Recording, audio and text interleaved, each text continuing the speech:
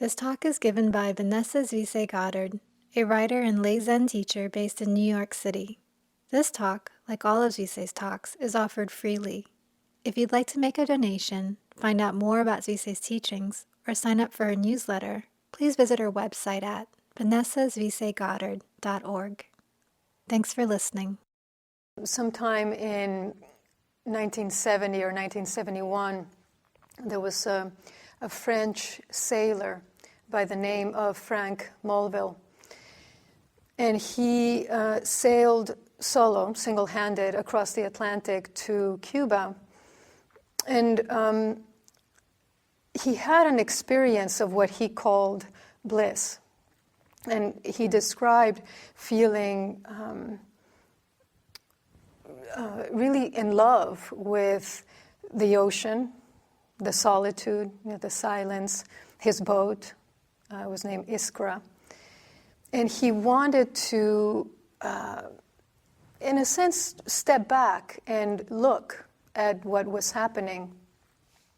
And so he decided to tie himself with a rope.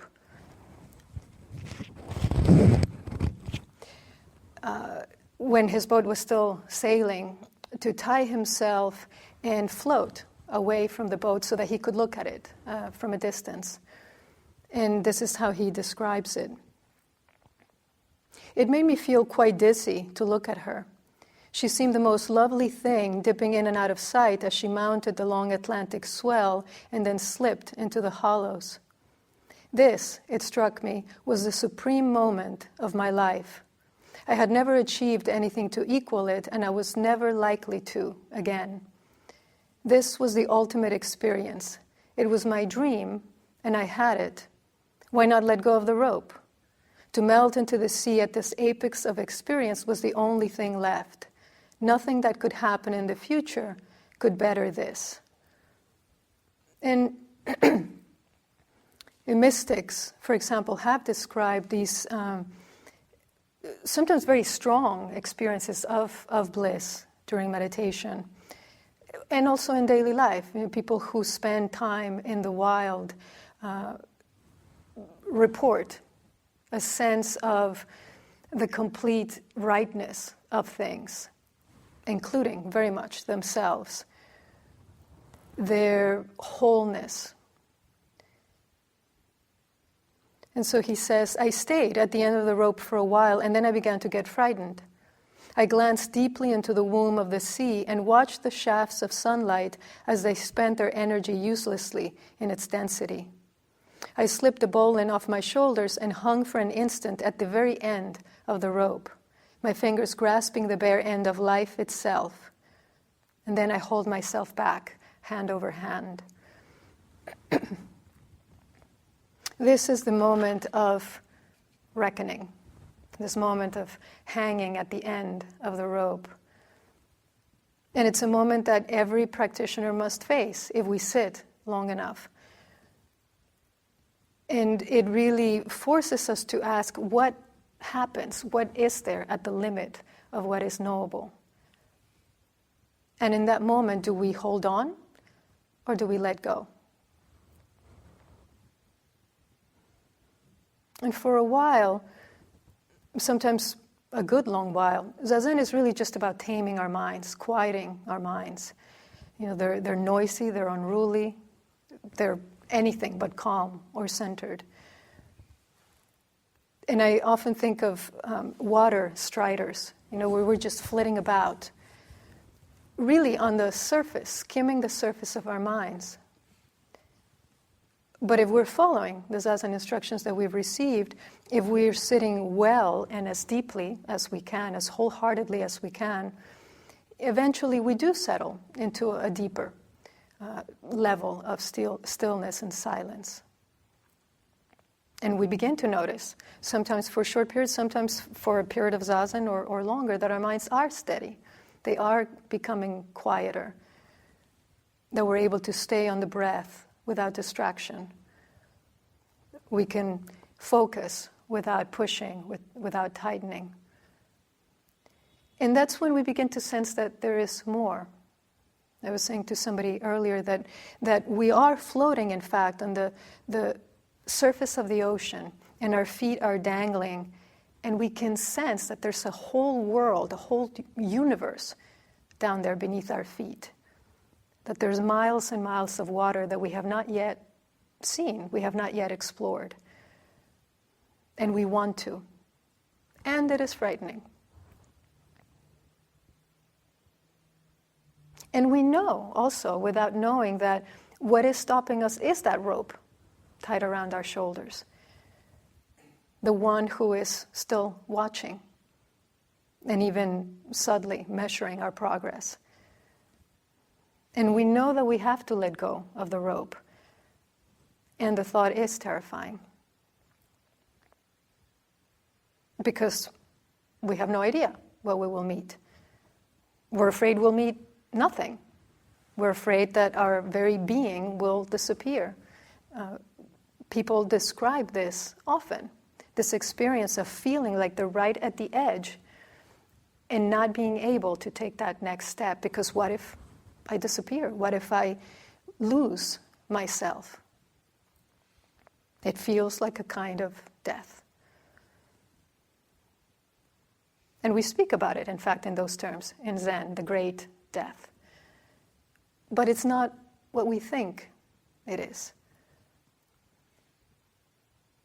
It's the death of an idea, of an illusion. But thinking about this, even knowing it, doesn't make it any less frightening at that moment. And so that's why we cannot give too much weight to our thoughts. Shugen Sensei recently has been repeating a refrain.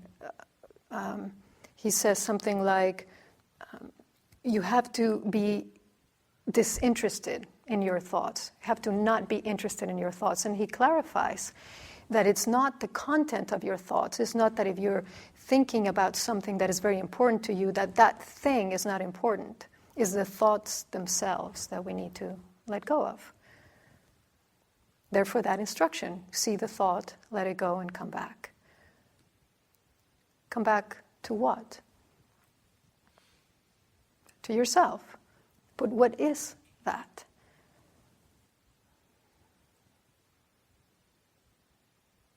And if we take that other image of standing at the edge of a precipice, and we know what's behind us, we've been there, we've seen it, we've been living there, we've gone its length and its breadth, and we know that it's not satisfying. And that is why we're standing right there at the edge of the chasm with our toes curled over the edge. And we know the only way forward is to jump. But into what? And that is the thought. What if I lose myself and don't come back? What if what's at the bottom just devours me, consumes me? What if I like it and I choose not to return?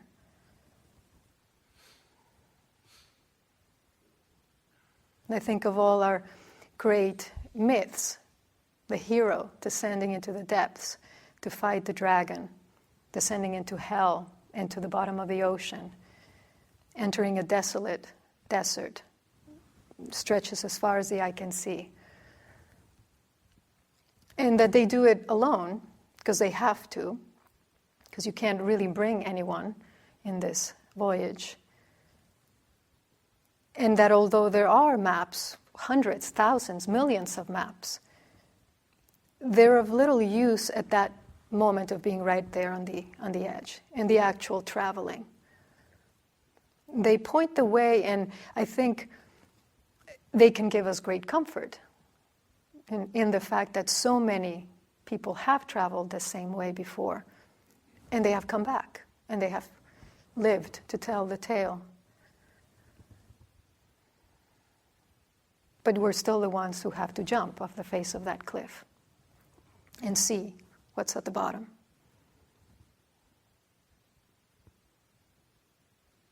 And it is true, this story of the lone hero. But of course, that's just one piece of the story. There's always more to the story. those millions of people who have, in fact, made that jump, that dive, regardless of age, of gender, intellectual capacity, regardless of religion. As long as human beings have walked this earth, they have also died this death.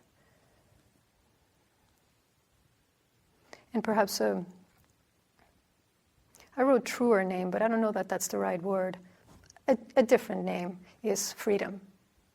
It's the unbinding, the birthless and the deathless. There's a koan that says, when you die once, you cannot die again. And we should reflect on the implications of this. When you die once, you cannot die again.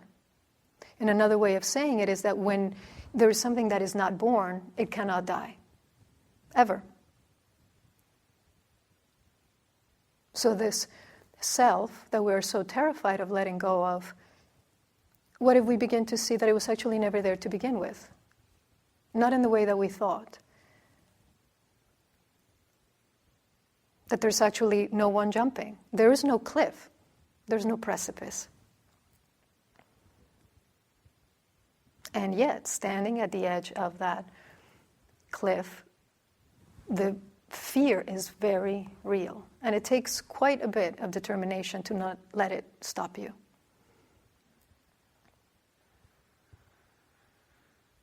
And that is the 8th paramita, determination. The unshakable resolve to do anything that will benefit others, that will benefit ourselves. And it is accompanied by compassion and skillful means.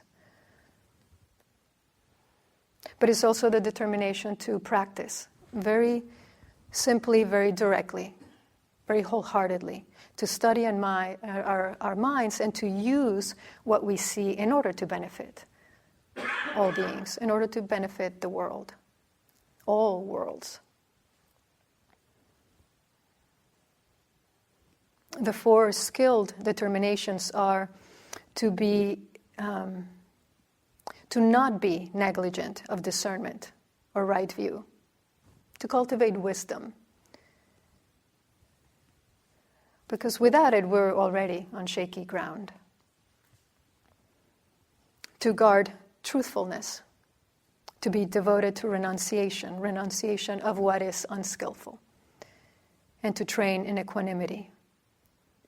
And of course, these are 4 of the other paramitas, the perfections, these virtues of an enlightened being,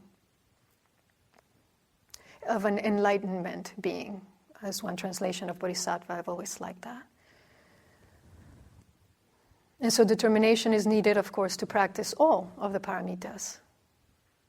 And they actually depend, all of them depend on every other one. It's a very intricate, tightly knit web whose strands are so intimately entwined that, as Daido Roshi always loved to say with the net of Indra, you touch one strand of the web and the whole web is affected. You cannot isolate any of them. And all of the paramitas, without exception, have as their characteristic the benefit of others. As their function, the offering of that very help. Khandro Rinpoche, a Tibetan teacher, says, in the West we sometimes put a lot of weight and a lot of emphasis on what we're doing with our mind and the liturgy and our aspiration, our vows, which of course is very important. But she said, the moment it becomes abstract, it becomes abstract. So if you're vowing every day to save all sentient beings, but you're not doing anything about it, what's the point? So she said, somebody walks by with a broom, you take the broom from their hands and you say, let me do this. It's very nitty-gritty. It's very ordinary and very real. So we don't get lost in the ether. So that function of the paramitas is to offer that help concretely and without hesitation. Their manifestation is the wish for the welfare of all beings. the realization of all beings. And their proximate cause is great compassion and skillful means. And of course, as long as we're preoccupied with ourselves, it's very difficult to help others. We can't even see the other. We just don't have space. And so our practice is the study of the self, is the forgetting of that self.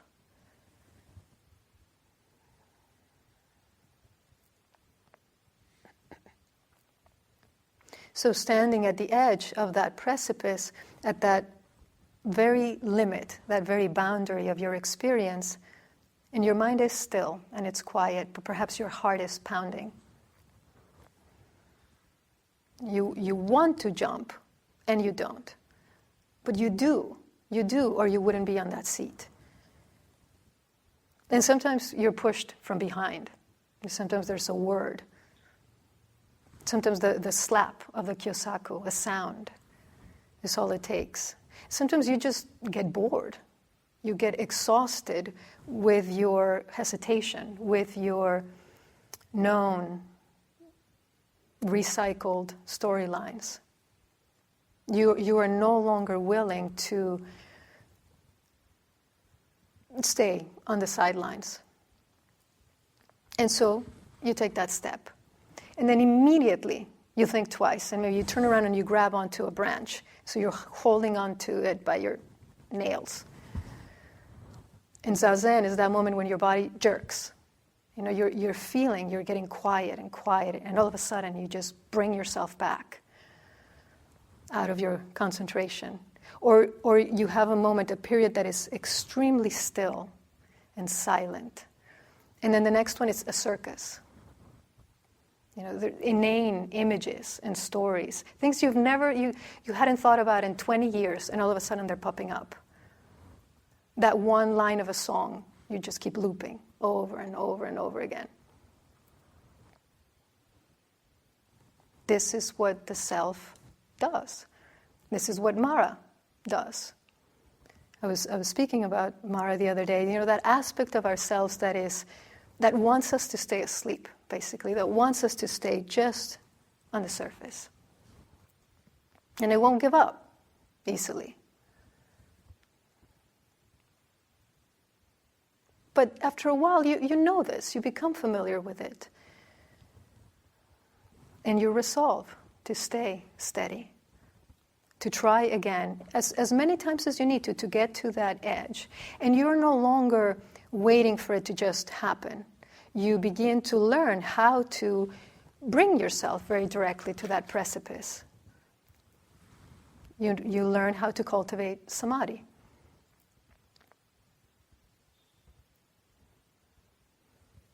And so it's no longer having to wait for the mind to settle, but to actually very, very deliberately do that.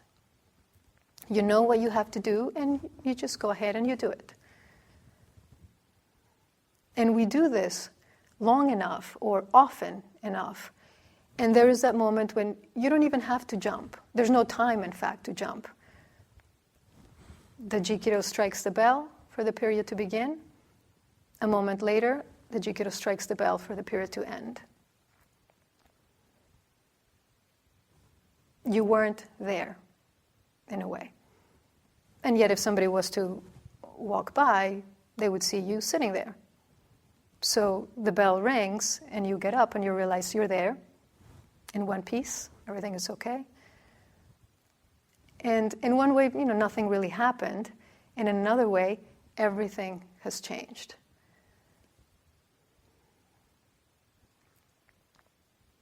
And then you begin to realize, well, that fear of the abyss, of the unknown, of this vast, unlimited space, was actually unnecessary.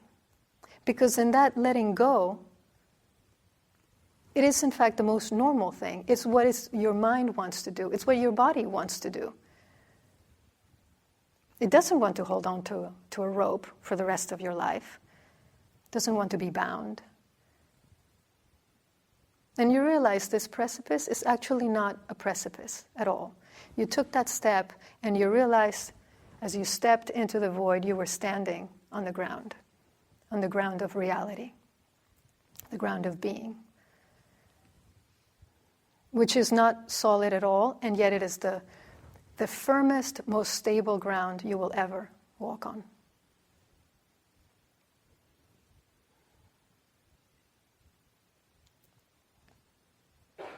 There's another sailor, Moitessier, who decided as he was, and this was a different time, but he was sailing solo around the world. And at a certain point, he decided that winning was not the thing, that it was the sailing itself that he was interested in. And so he just went off on his own. And he says there's a point at which there was no longer man and boat, but a man boat, a boat man. What you would call isolation, I would call communion. The things that mattered at the start didn't matter anymore. I want to go further because there is something more to see. That is the key. There is always something more to see. And we won't know what it is as long as we stay on the surface, as long as we stay at the edge.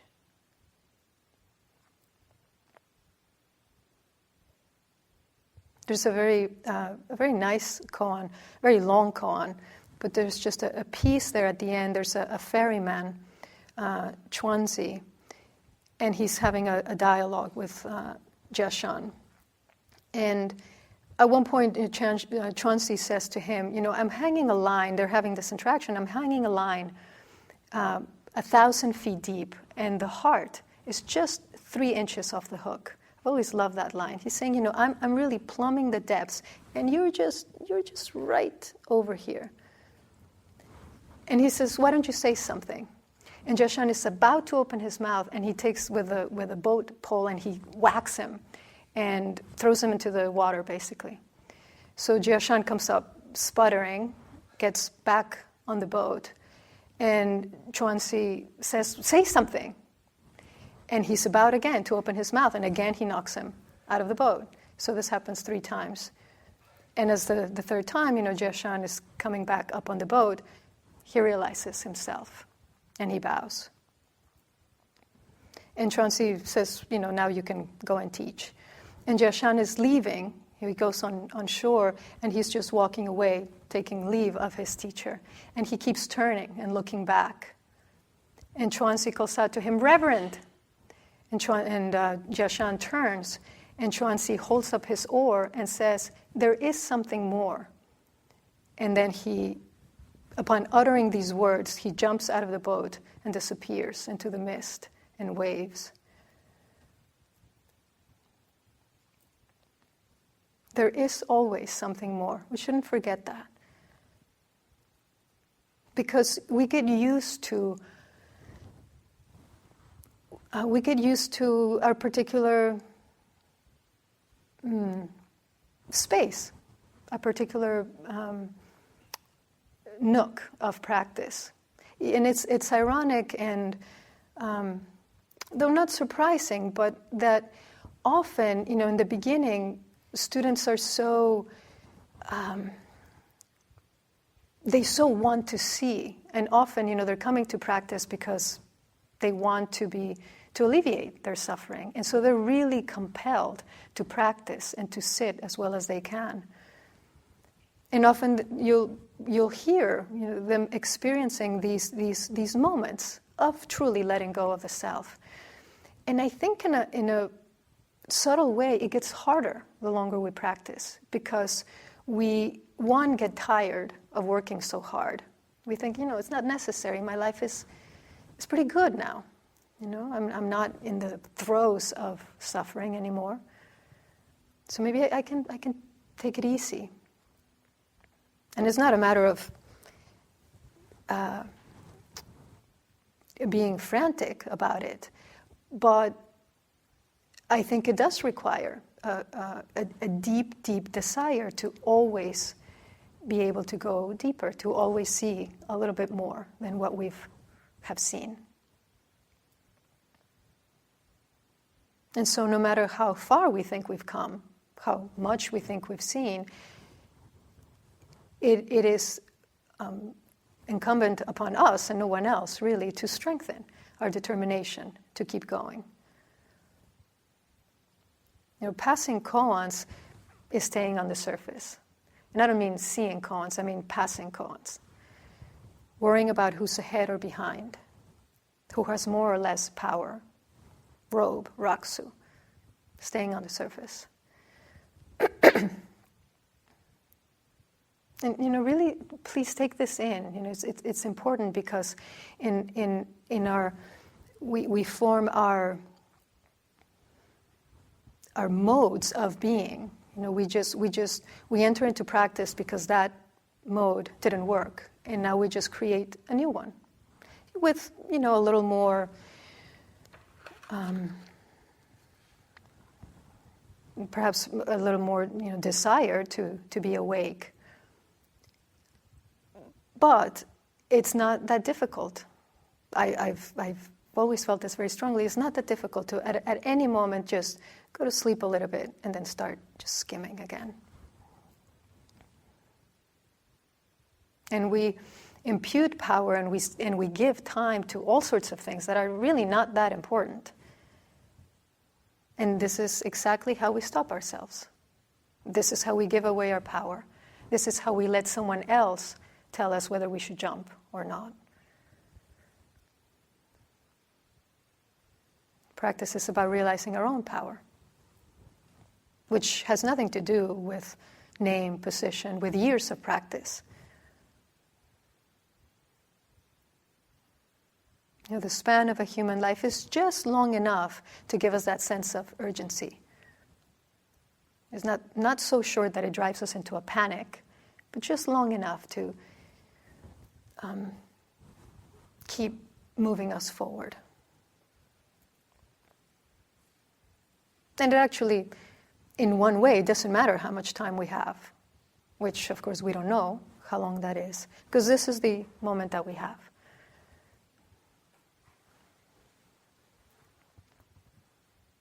And having used that image of the cliff, let me say at the same time that I think really most of the time it's more like diving into the ocean. There are those moments of a sudden shift, a leap, but really most of the time, in my experience, is just a gentle, gradual submersion. Sometimes it's imperceptible. And once again, we can take comfort from the fact that so many have traveled before us, that they have let go of that rope. And they realize themselves as indivisible from water, from wind, from sky.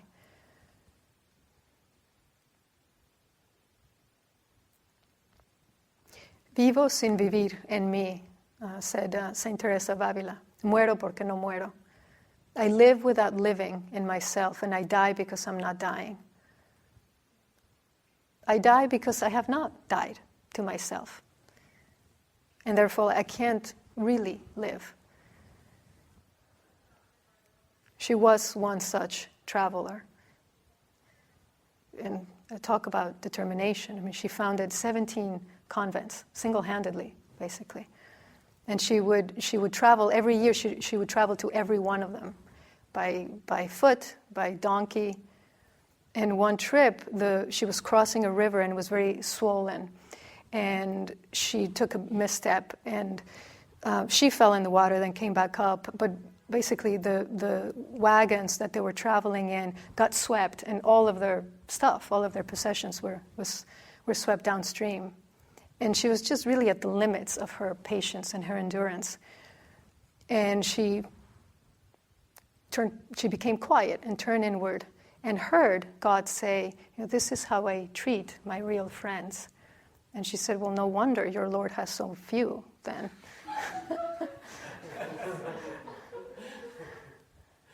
And of course, she was very accomplished in contemplation. She wrote The Way of Perfection, The Interior Castle, her biography. And she speaks of this work as like the work of tending a garden. And that in the first level, it's like drawing water from a well. So it's hard work, and you have to do all of it. It requires great effort. And then in the next level, is you set up a water wheel, a system, like an aqueduct. And so you're setting up the container, if you will, which is really zazen, and that constant coming back, letting go of a thought and coming back to begin to direct the flow of thoughts. And it requires a little less effort. It still requires quite a bit of effort, but now you have a way to hold the water. And then the next level, you just use water from a river, from a spring. It is directed. You plant your garden right in the path of the water. And this is when samadhi begins to be able to turn outward into activity. And then there's union, which is like rainfall. It permeates everywhere. And she says, here the soul becomes courageous, no matter how dry the soil is. Becomes courageous. So no matter what you see in front of you, bad period of zazen, good period of zazen, long spells of you think nothing happening, you're not daunted. You don't turn away. She also said, it is of great importance when we begin to practice prayer, zazen, not to let ourselves be frightened by our own thoughts.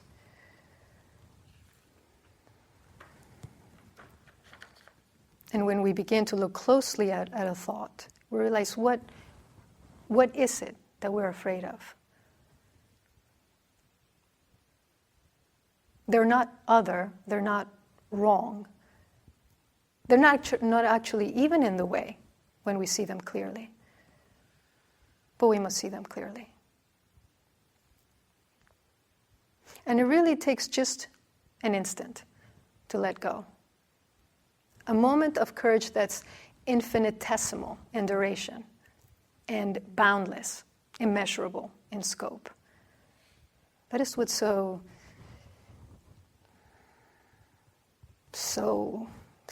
about this practice. It doesn't, the thought of it is always harder than the actual doing.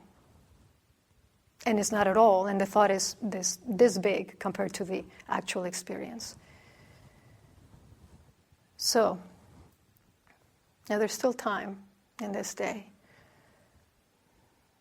And whether you feel the rope that is just firmly tied around your waist, or it's up on your shoulders, whether you're holding it with both hands or just one hand, one finger, still holding on. So there's always just a little bit of letting go that is needed. And we can always do that. So let's not wait.